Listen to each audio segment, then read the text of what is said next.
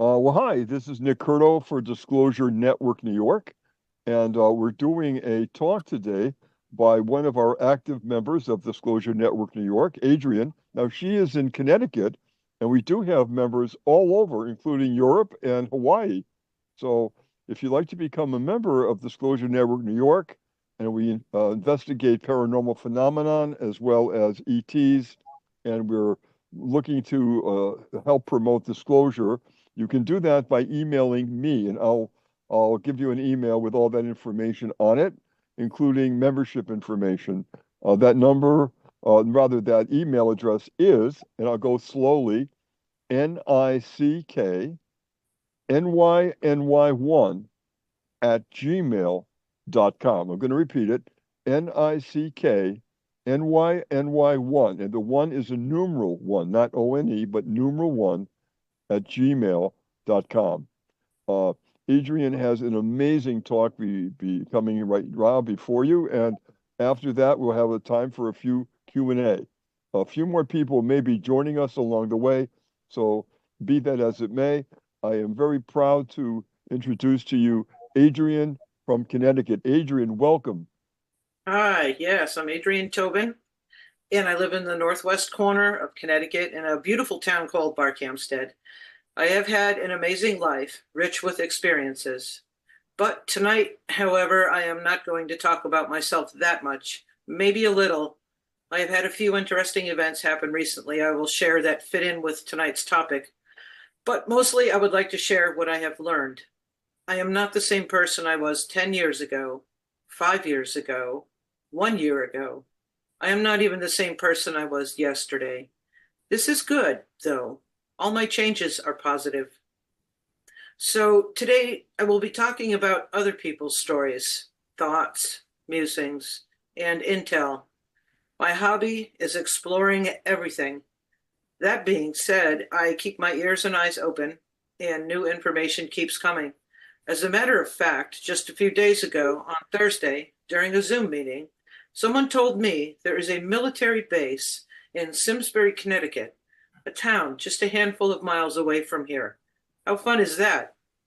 I have lived here 24 years, and you mean to tell me I never knew this? Simsbury is such a quiet little town, mostly upper middle class, neat and tidy, perfect place to stash a military base, I guess. Many of the things I will talk about today may be true, maybe not. Use your judgment, gut instinct, or whatever it takes to discern what you see and hear. Stopping to question things is a sign of confidence in yourself. Saying, I'm not sure, or I don't know, is not a fault. It means you do not have enough information to make a decision, or your BS detector went off, and good for you. Because I have been fooled one too many times, and now not so often. I am careful and discerning. But these days, when truth is stranger than fiction, it is challenging. And this is where the supernatural must meet science. Evidence does not lie. We lack evidence. We get mostly breadcrumbs. But lately, these breadcrumbs seem to be adding up to make a slice of bread. I wish someone with vast public access would just spit it out and tell it like it is. All we have are hints, clues, cryptic intel, channelers, prophecies, etc. All I know so far is that something big is about to happen, and everything is going to be wonderful, and everything is going to hit the fan. This is like someone telling you, you're going on a vacation. Really? Where? I can't tell you. Well, when will I be leaving? I don't know. How much money should I bring? I don't know. How long is this vacation? Nobody knows. Great, right? I am very much an analytical realist. I do know that many here now are here to change the world by elevating its frequency through a collective consciousness. It is said there will be a new world, so create in your mind what you want to see. We are going to transition. It will be a different place. If you ask me, this sounds like death. Poof, we move on. A friend told me I was being cynical, but yes, it involves deaths in various forms. My friend went on to say physical deaths, death of innocence for those good people who remain unaware, the death of reality as we know it, followed by something else, the death of government, religion, medical institutions, banking, transportation, farming, weather, history, and on and on. And my friend went on to say such change will be very impactful for all, but crossing the bridge will be ecstasy. Just look at the bridge crossing and don't worry about the rest. End quote. I can say I agree with that last sentence. I'm just plugging along because I've had it with the little boy who cried wolf story. I must keep in mind that I am an eternal being and I am just visiting here. All right, well, let's get to it. Clones. Remember Dolly, that clone sheep? It was all over the media back in 1996. Then poof, we never heard another thing about clones. More recently, I run across faces of famous actors displayed in the form of a split face, side-by-side photo, example of another famous person from a different era. Same face, left and right, but different names. When we are told stars are born, not made, I think this is a lie. Are their looks and talents being recycled to make money? Like Hollywood really needs another mystery? I heard the Palmer Chocolate Factory in Pennsylvania has an underground cloning facility. The most sought after deep state criminals most likely have clones. I occasionally hear about one being caught and taken to Gitmo. Most taken there do not leave, walking on two legs. I also hear some are taken off planet. Who knows? I think many out there deserve a prison planet far from here. None of this is on the mainstream media. If the expiration or departure of these captive criminals who have clones were publicly announced, then their clones would not be of any use for continued trickery. What happens to them? Are they starting a clone museum somewhere? There may be many more reasons for the minimal amount of solid information on expired criminals. I also hear there are clones of the good guys too. I imagine it would help in keeping them safe. Using lookalikes or decoys is nothing new, but clones? Because of the creation of Dolly, which was announced publicly, this did not mean we gave permission to do this. Many thought it was blasphemous. I think cloning is unethical. It is said that when one tries to create what God created, there will always be something missing. Something will be off or defective. Because I have the gift of second sight, I am not limited to just see things out of the corner of my eyes. Sometimes they are within my normal range of vision. I recall one time long ago back in the 90s, I was living at a location that had many strange occurrences. I stepped out the back door, and in my backyard, about 40 or 50 feet away, I saw this shadow creature shaped like a pig. It was running from right to left along the grassy hillside. It moved awkwardly. It was easy to notice why. Its legs did not bend, they were stiff as sticks. This creation, from wherever it came, was not from a good place. We are living in a world of clones, shapeshifters, simulations, and cyborgs. Our reality has become deceptive. Can we sift out the truth? Do we have the capability? I think we do. Still, too many questions, not enough answers. And if anyone would like to add anything or has a question on the subject of clones before we move on, please feel free. Okay. Would anybody like to ask a question at this point? Oh, wave your hand if you would. Okay, oh, Linda has one. Okay, Linda, please, if you will, let me unmute you. Let me unmute you. Come on. Can you unmute? No, you can't. Okay. There Okay. you go. Yep, go Uh, ahead. well, it's not a question. It's something I experienced many years ago. Many years ago, when I was trying to make a living as an actress, starving actress, jobs in between, I used to do this go-go dancing. And I did this go-go dancing in New Jersey. And it just so happens when I was doing it that evening, the place got busted. And I got arrested. I was in Jersey City, New Jersey, and fingerprinted and the whole 9 yards. Okay. One of the police officers drove me home to New York. I lived on 103rd and Riverside Drive then. And he was nice enough to drive me home. I trusted him, and he was nice to me. All of a sudden, because I was so terrified that I got arrested, I didn't know what was going to happen to me. But anyway, I had to go to a probation officer. And after 1 year, I was released from the whole thing. But I turned around to my left, and in the car, his face was a monster's face, like shape shifting. Now, I'm talking about, I'm 75 now. I'm talking about when I was in my maybe 32 years old. I didn't know anything about shape shifting, any of this stuff. Yeah, I knew about guides, spirits, angels, and things of that sort, but I didn't know about shape shifting.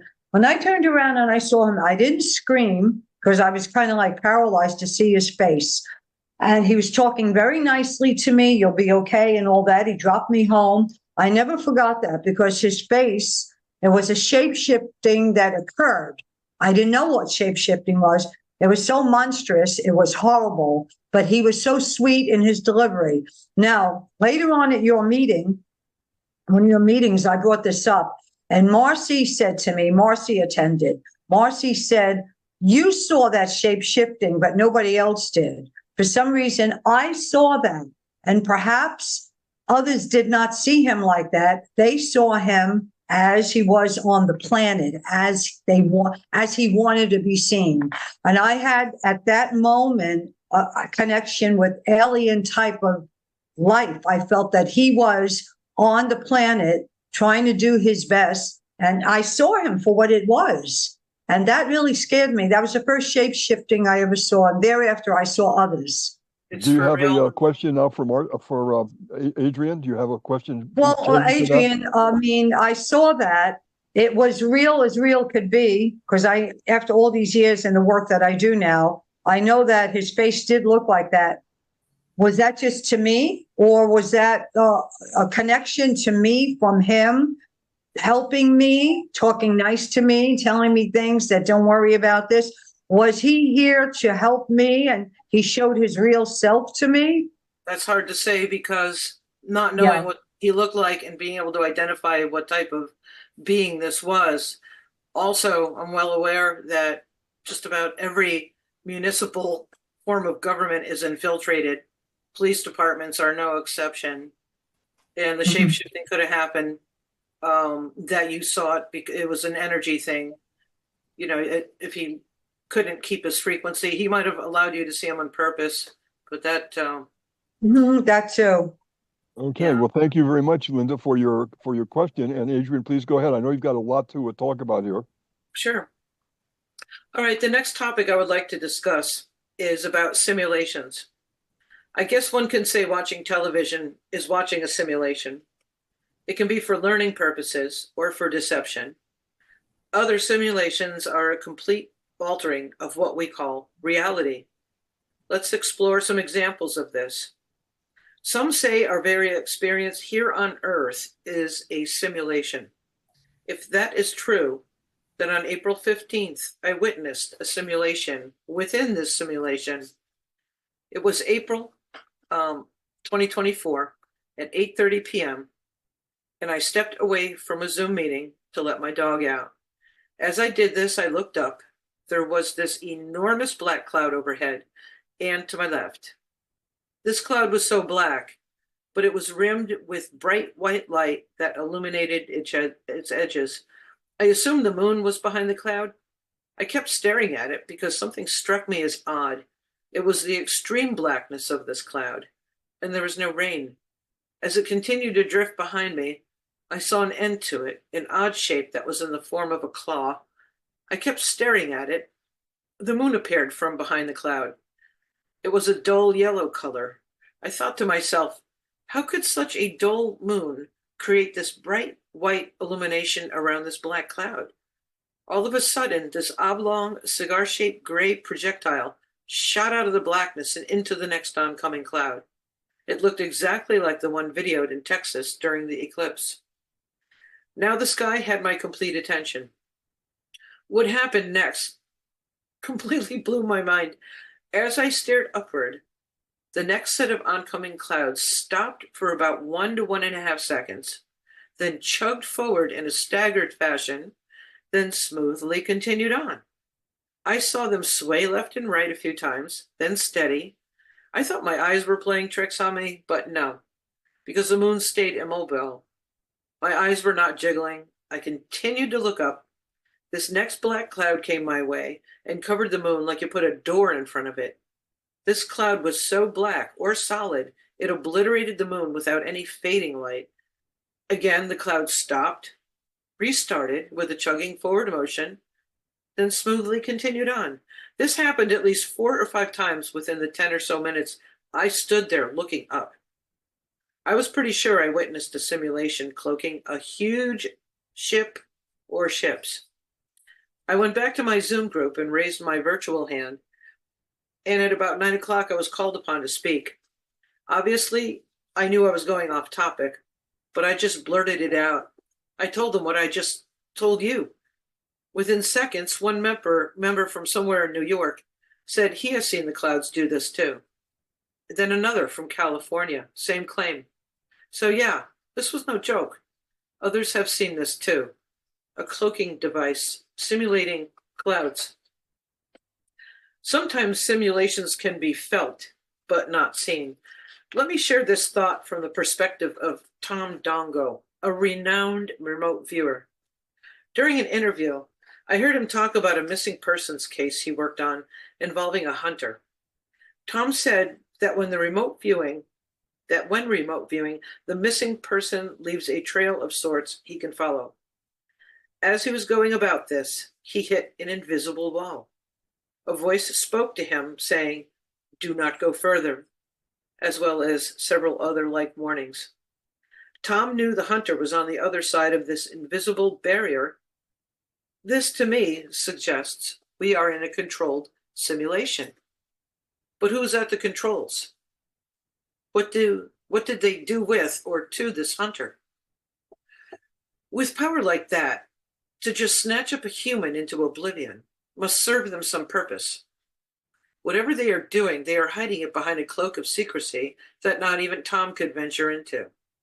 This certainly shows no compassion for the missing person, nor anyone around him, his family, friends, co-workers, etc. Millions of people around the world go missing every year. Imagine the impact that has spiritually. We as a whole never gave anyone permission to do this. Why do we have a simulation? Maybe we are not supposed to. And when everything is corrected spiritually and frequency-wise, the simulation will cease to exist. Clones will cease to exist. All we will have is a clear reality. I hear the only thing that is real is love, a cohesive, vibrational, creative frequency. Trying to figure out all of this can really make one's head ache.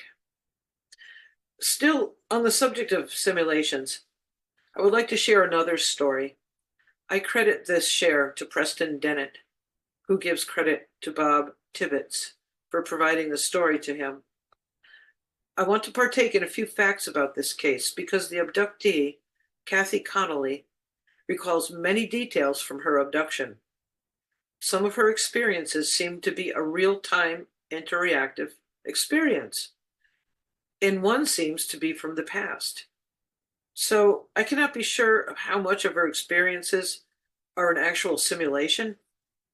This all started in 1940 in Meriden, England. She spoke with an alien being who told her that your war is upsetting our world. She said, "It's your world too." He said, "No, I am not from this world." He asked her to take him to the king and queen several times, but she refused. She was taken to their ship, and on a screen, they showed her scenes of war. She saw ships, planes. Even the pilots on the planes could see her in this simulation. One pilot made the sign of the cross upon seeing her, apparently inside the UFO. The alien asked why the pilot made that motion with his hand. She said he was probably praying for her. She saw New York, the Statue of Liberty, street vendors, sidewalk newspaper salespeople. It all looked so real. Then they warned her about the power of thought, especially negative thought and actions in her behavior. They asked her about right and wrong. Next, they showed her a vision of someone getting dirt and rocks thrown at them. They said, "This is your world." She denied that and said it was in the past.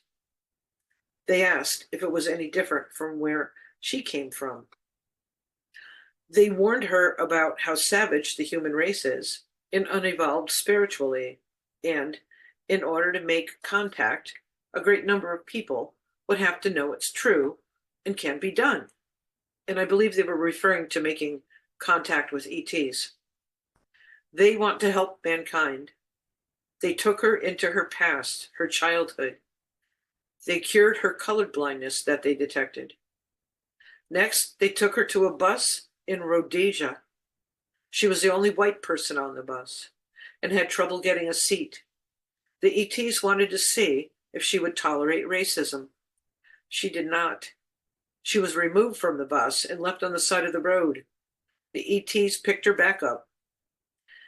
The bits and pieces of Kathy's experiences involving being shown simulated experiences got me thinking, are there two types of controllers using simulation? One type informs, the other type controls. The good ETs must see us as having so much apathy or cognitive dissonance that they literally have to rub our noses in our own poo to get us to learn. Wow, what a wake-up call.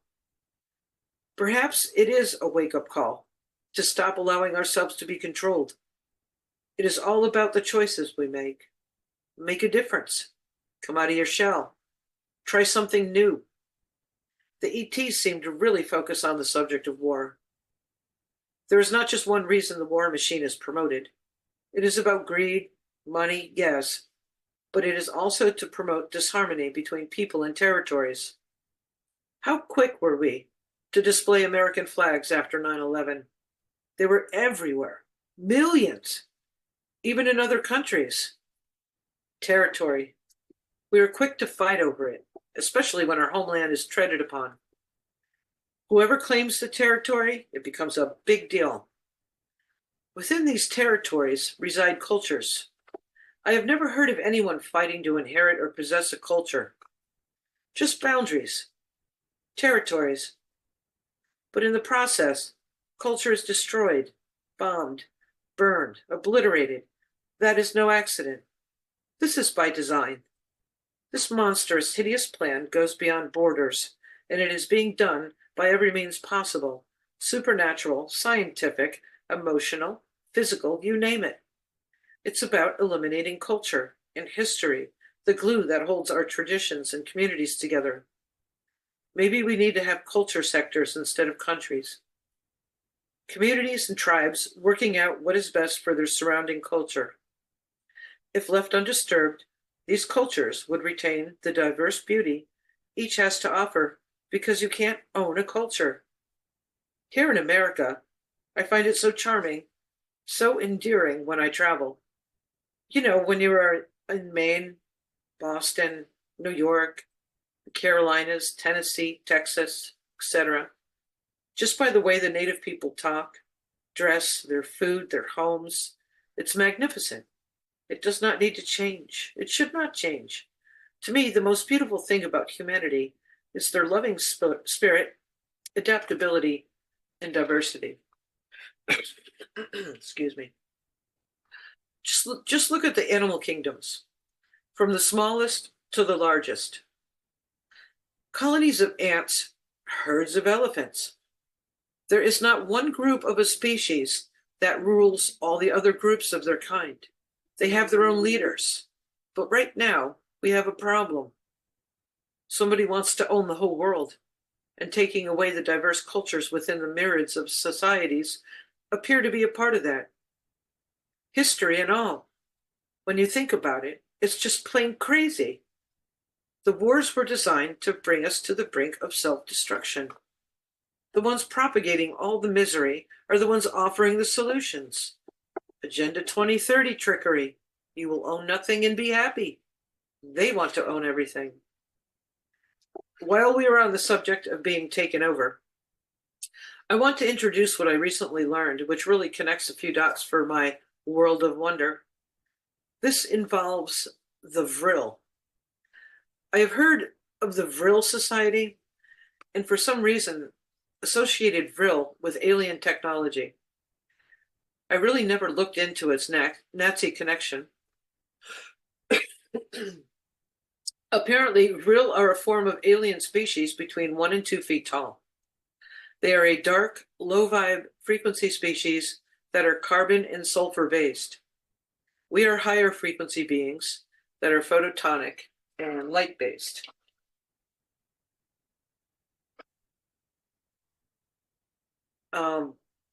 They allied with the Germans in their worldwide conquest with advanced aeronautical weapons. This parasitic reptilian race requires life force of others to exist on the surface of the earth. I'm going to mute myself. I'm also going to show you some pictures of these Vril. That's okay. Take something to drink, if you will, and relax. I have been through that too. It's a horrible thing when you're talking and lecturing, and then that happens. So just relax and take what you need, and we'll go from there. As long as we have a moment, Linda, if I could you unmute yourself? Is there a way to do that? Yep. Right. Just very briefly, is there anything you have a question about at this point? Well, it's a lot of information to take in. It It's is. a lot of experiences from different people, their views and what they see. You know, when your pineal gland is open up, you're allowed to see a lot. I believe that Adrienne has that gift of the She pineal does. gland, and she has the qualities to be very empathic and sensitive to feel, even when people are not visually in front of her. So a lot of things that she takes in, she understands it in her way. She's trying to now give it to us as she sees it or hears it or feels it. Right. If you're sensitive and you're empathic and you have your pineal gland opened up, you can absorb a lot of her information. And so if not, you just try to concentrate, and whatever it is that you can absorb, you take in. Her experiences are wide and vast. And as she continues to go, she will continue to expand and grow, and portals will come within her, and more information will continue. Absolutely. Okay. Thank you very much. Adrienne, how are you doing now? Are you okay? Oh, yeah, thanks. All right. Yeah, I'm going to show you some pictures in a minute. These Vril, they remain underground because Earth's surface is too hostile for them. You may be aware of the subterranean warfare that has been going on for quite some time now. These lizard reptilian parasites have a method of shape-shifting that is opposed to what we traditionally were conditioned to believe.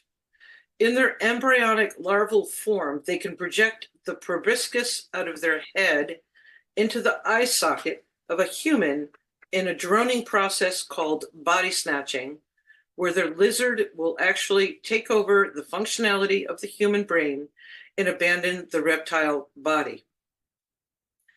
When the Vril injects the proboscis, a thick cerebral spinal fluid is ejected into the eye socket, which goes along the nerve and into the brain. A chemical transformation will immediately begin to occur in the victim. The thick spinal fluids injected into the human eye that is believed to be carrying the parasite is similar to the nematode worm parasite, which can be found in the French Pyrenees wall lizard embryonic brain. I never heard of this lizard, so I looked him up. They do exist. We live on a very biodiverse planet, more than we know.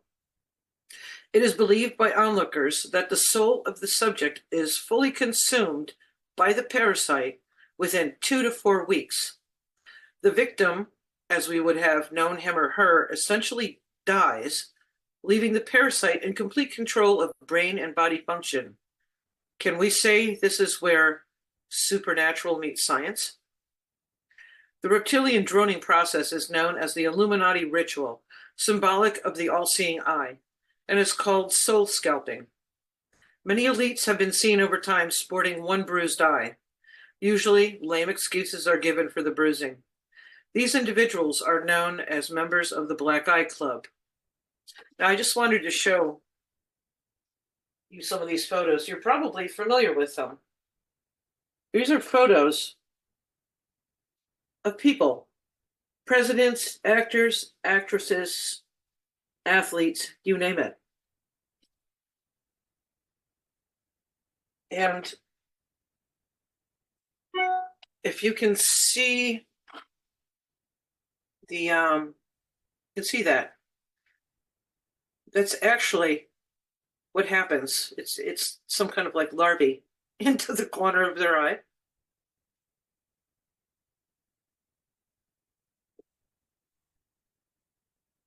This is the vril. These ones are kind of dehydrated. You can see the proboscis on the bottom, and I don't know how clear is that? It's pretty good, actually pretty good. Okay. And the illustrations are what they would look like. These other ones are just the skeleton. I have a little bit better example, though. More of these are 1 to 2 feet tall, they said. Pretty ugly. But I guess it's a matter of perspective. But yeah,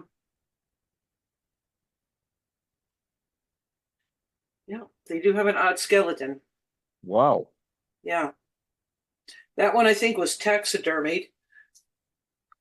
I think a prospector had found one dried up in the desert. Yeah, back in the 1940s. Prospector, yeah. And he turned it in and he never saw it again. Incredible. So those are the skeletal remains they're sort of fossilized. And like I said, that one in the case was taxidermied. The illustration is an artist's rendition of what one would look like. So these real are the ones alleged to have worked with the Nazis in also Antarctica in New Schwabenland, aka Point 211. I just recently heard it was publicized that I think it was 1937. There is allegedly real photos of the Nazis being on other planets, including the moon. Wow. So they could have been, yeah. Adrian, quick question. You had showed those photographs of very popular movie stars, of politicians, of very powerful people, and they all were having these black eyes. The question is, do they ever give an explanation of their black eyes, of what happened to them, or do they just simply don't talk about it? And are they all in the left or right eye? Just curious. I know they just give lame excuses. I Okay. bumped into a I kind of door, I guessed that got would in be a the case. fight. Yeah. Yeah, and I believe most of them look like they're in the left eye, but I can double check. Yeah, I was just curious if there's some kind of a ritual where one of the eyes goes with the ritual, whatever that is. Many seem to be in the left eye. I can't Left find eye. any in the right eye. Oh, that's interesting. Oh, thank you so much. Again, it's so many people of prominence. And what are they doing? Are they paying their dues to be Well, in the club? That kind of a question. you are aware that a lot of them cover the eye too. They do Yes, that. I've seen Yeah. that. We've all seen that too, especially the music industry. It's the Illuminati ritual. Yeah. So Who knows? So But I'm trying it's to, got to be that they're saying that I'm in the club. That's got to be part of the answer. yeah, I'm sure not all of them were voluntary. Oh, right. I'm, Peter, just a quick question. Peter, you haven't said anything yet. Do you have a question at the moment? No, I find this very interesting. And it's like, this is really, very exciting for me. I don't have any specific questions as of yet. Okay, thank you. And Linda, your hand was up. If you Yeah. have just make it brief because we're running out of time. You just muted yourself. Should Unmute. be. Yeah, Yeah. there you go. When you mentioned that they go in the eye for I don't know how long it takes and all, then you said eventually the human dies. Does that mean that they're then in the body and it's some sort of a possession and the actual physical goes on living, but nobody knows that this lizard type of person is in the body because the real person left and died? that's I the mean, way I it didn't. sounds because they call it soul scalping. So So, the actual living person that occupied that body on this earth leaves, and this lizard type of whatever takes over. well, I wish I could give you an exact answer. That's fact, but like I You don't said, have to. I mean, this yeah, is the way I got it. this is the information I've been able to gather on it, and it It's like a does possession, ever isn't it? Like a possession. sounds like an alien movie, doesn't it? A few of them are based on this. Yeah, it Mm-hmm. does seem like Yeah, that. you wonder where do Linda, they get their ideas. right. Linda, thank you for your question. Adrian, please go ahead Mm-hmm. now. Okay, so I am trying to put two and two together. We are told we are in a spiritual battle. I suppose if these soul-eating parasites are not stopped, that would qualify. From another perspective, I wonder if our spiritual advancement is necessary for protection as well as liberation. Perhaps if we have a high vibrational frequency, we may not be able to be overcome by vril. The dark cannot reside where there is light. Perhaps this is also why the demoralization of society is being pushed at warp speed to provide suitable housing for the vril. Just a theory of mine. I don't know if you agree with me or not, but like I said, we all have to use our discernment. I got to here just for a second, Adrian. I totally believe that. Look at everything about the morals, about what's being put in front of us.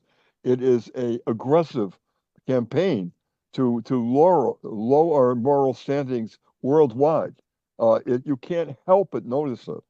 There must be more than one reason other than self-destruction. I do think it's a spiritual and frequency-based attempt to lower it, and it might make us susceptible to these vril. Could very well be. One more quick note of interest before I leave the vril in the dust. A novel called The Coming Race was written and published anonymously in 1871 by Edward Bulwer Lytton. The story is an account of a superior subterranean master race and energy form called the Vril, V-R-I-L. And to add to the mystique, 3 books called The Travels and Adventures of Little Baron Trump and the Baron Trump's Marvelous Adventures in Underground Journey and The Last President were published later in 1890, 1893, and 1900, respectively. I have never read them, but feel compelled to check it out, especially that Underground Journey one. But can you imagine, 1871, Edward wrote about this superior race called the Vril, and they live underground. So, boy, have we been kept in the dark or what? As much as I like to explore everything, I continue to run across too many conflicting details. There is not one spokesperson to look to for solid answers. I guess I'm going to have to look in the mirror.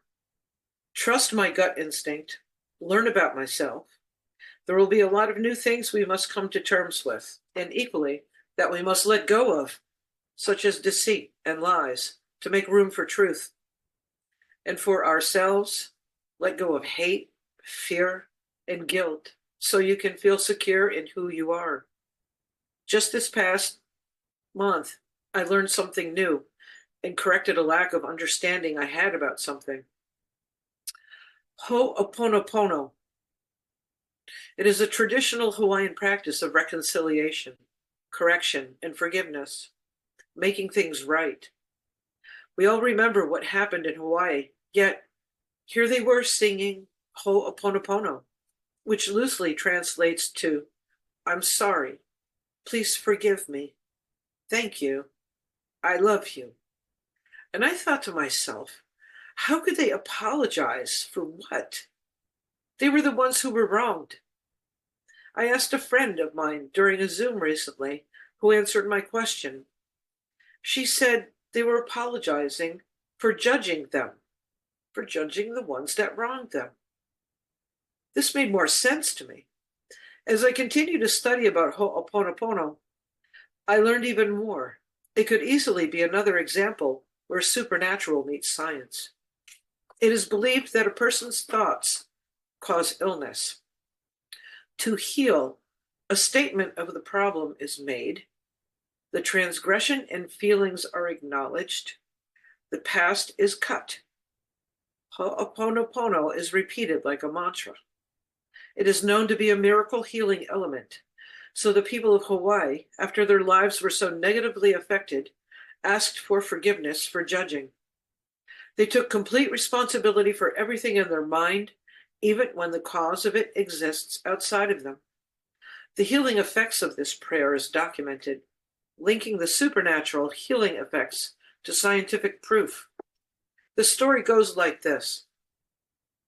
A man named Dr. Stanley Hugh Len healed a ward of mentally ill criminals in the Hawaii State Hospital with Ho'oponopono. These inmates had committed very serious crimes because they had either a mental disorder or were being evaluated to determine if they were sane enough to stand trial for their crime of murder, rape, kidnapping, whatever. It was bad. One nurse who worked there said the place was so bleak that even the paint would not stick to the walls. It was a decaying, terrifying, repulsive place where inmates attacked each other or staff on a daily basis. Often the staff would call in sick just to avoid being there. Even though the inmates were in shackles, it did not stop their aggression. It was a dangerous environment. One day, a new clinical psychologist was appointed. He arrived at the ward. As usual, the nurses were skeptical, as they had seen psychologists come and go, achieving nothing and usually walking away after a month or so. Dr. Hugh Len was different. He would arrive each day, cheerful, smiling in a natural, relaxed way. He did not seem to do anything in particular other than arriving each day, not necessarily on time, and would request the files of inmates from time to time. He never saw them personally. He sat in his office and he looked at each of their files. Any staff members who seemed interested in what he was working on, he would tell them about Ho'oponopono. Little by little, things seemed to change in the hospital. One strange thing is that the paint actually started to stick to the walls during repainting efforts.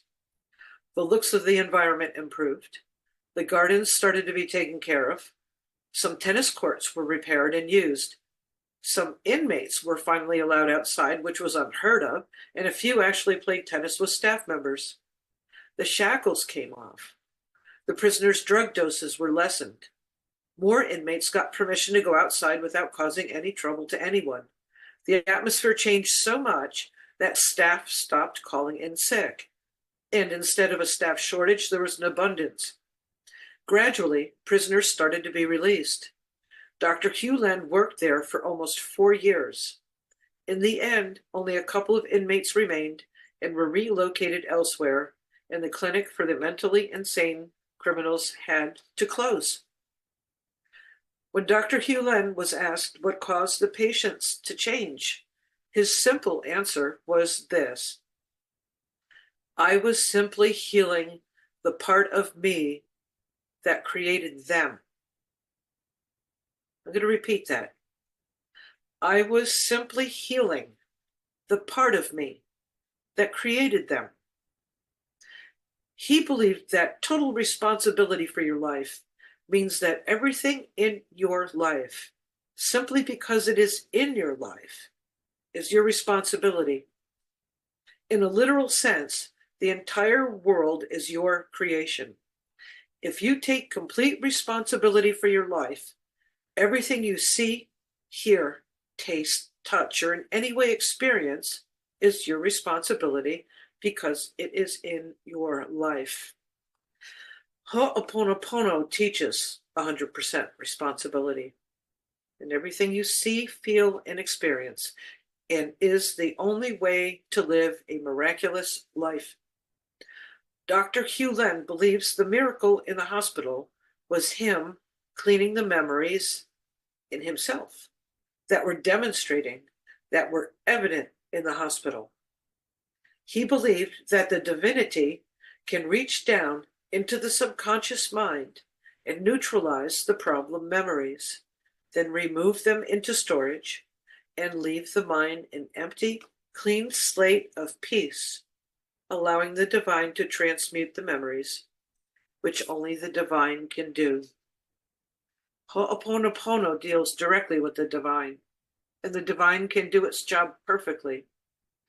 Love yourself, heal your life, heal the world. Does anybody have any statements or questions?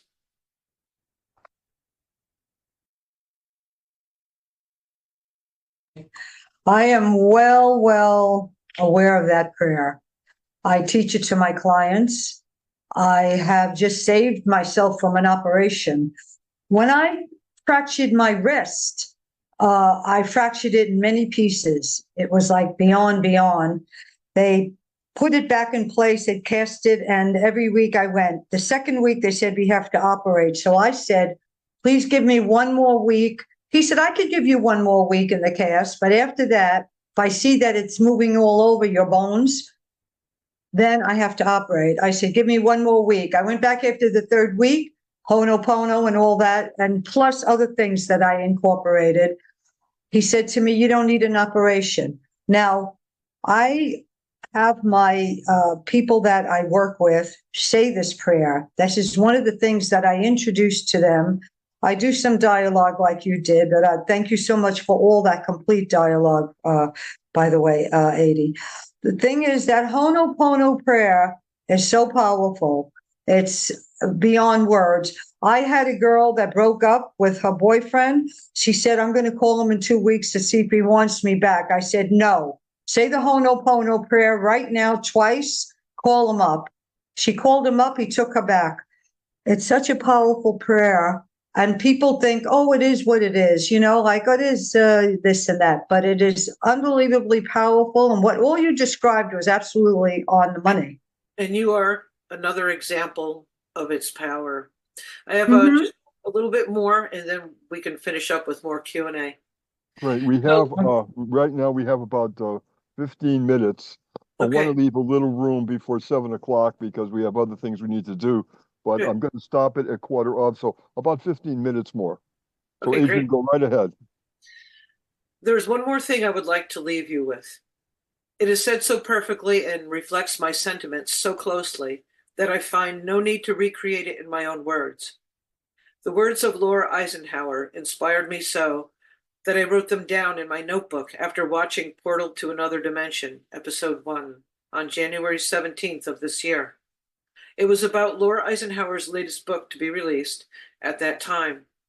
Coincidentally, I happened to rediscover this quote I wrote down that day after I had mostly finished my note-taking for this talk.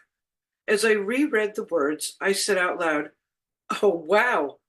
And here are her words, and I quote, "Hoping people walk away feeling inspired and feeling encouraged and feeling positive about the future, because it's not about predicting what's going to happen. It's about what are you going to make happen? What are you calling forth? What are you inserting into the world? What are you creating? What are you transmuting? What are you releasing? What are you deprogramming? Look at those things, because awakening this frequency within yourself is going to help you navigate the madness see through the lies and distractions, and know it's in your hands to experience as a much more beautiful reality than the one we are being thrown. That is not the true reality at all. End quote. Excellent. Words of wisdom for sure. Thank you so much for sharing that. She's a brilliant woman, the great great granddaughter of Eisenhower. Wow. Yeah. There's so much at play right now. And you Adrian, know, I'd like to ask you just briefly your feelings about what is going on in the world right now. Do you feel as though this is the calm before the storm, as some people are saying? Do you feel as though it's going to be going in a good direction or a very disturbing direction before it gets better? Do you have any feelings on that? I do feel it's the calm before the storm. I feel like Earth is holding its breath. It actually gets so calm here, so dead that not a leaf moves. This happens at least once a day. It's like everything's stopped. And I don't get a good feeling. Something has to change. Can it get worse before it gets better? Yes, and I think it's not like our hands are tied, but our hands are tied. We need to get together and with a think tank and change this world because it's pretty much the only way. I do think something's gonna happen. Many types of deaths, like I said earlier, but people will recover. We're definitely able to adjust, Hmm. but we're getting a lot thrown at us. For sure. Peter, did you have anything you want to at this point say? No, this is very interesting. And I get the feeling too that something is about to happen, soon, maybe sometime before the summer is over. But I can't put my finger on it or whatever. But you summed it up really good, Adi. Thank you. Yeah, we're all in this together, aren't we? Yeah, Yeah. we are. We are one family for sure. Linda, do you want to chime in here with some final thoughts? I want to ask Adi a few more questions, but just briefly, if you go ahead. Everything she said was right on, spot on about calm before the storm. I simply think history keeps repeating itself with all these wars and all these. I read the Bible all the time, and whether it's the Bible of truth or not, there is some bit of truth in it because whatever's going on all over is what I'm reading all the time, and I just feel that. Yes, the calm before the storm, and we are in this all together. The way I handle it quickly is I try to hold on to my peace every single day, no matter what's happening, where I am, what goes on, what bills I have to pay, and whatnot. Whatever it is, the guardian angel was born with me, he makes me hold on to my peace, and that's what I do. And holding on to my peace is the thing that brings me along with happiness every day. Without that knowledge that I instilled from other people and teaching others, I'm all over the place like everybody else because nobody knows. They're scattered, they're worried, they're fearful, they're jealous. They're jealous when someone's getting ahead of them, whatever it may be, especially in the show business realm. Everybody is so jealous of everybody else. They put everything on Facebook, and everybody looks on Facebook and says, "My God, how the hell did he get that when I'm trying this?" You need to hold on to your peace and let those egotistic things that set Yep, in, yep. release them. And that's all. Since No, you that's mentioned the excellent. Bible, since you mentioned Excellent. the Yeah. Bible real quick, I just wanted to say that the power of the mind is so immense that Yes. they mentioned the 144,000 that was from the tribes.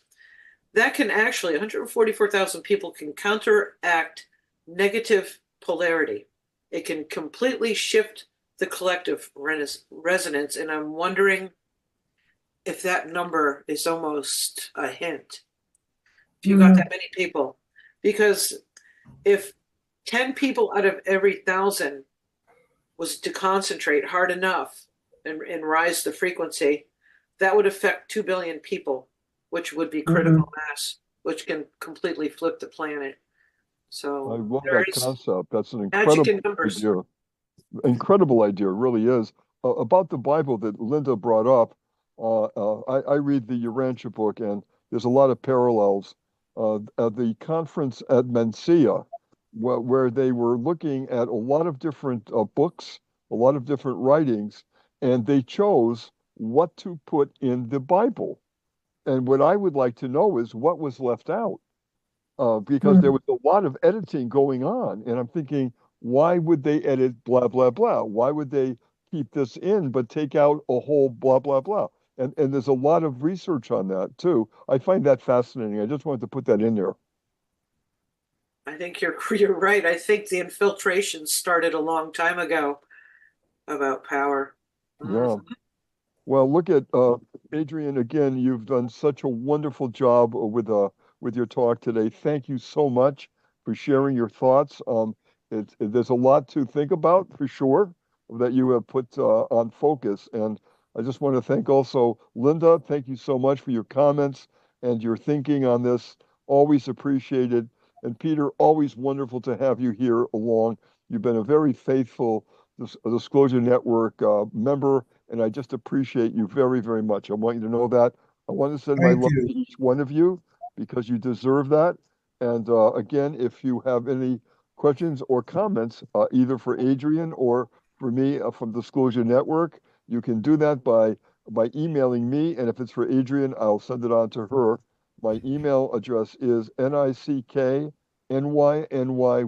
and that's the numeral 1, at gmail.com. I'm going to repeat it, nicknyny1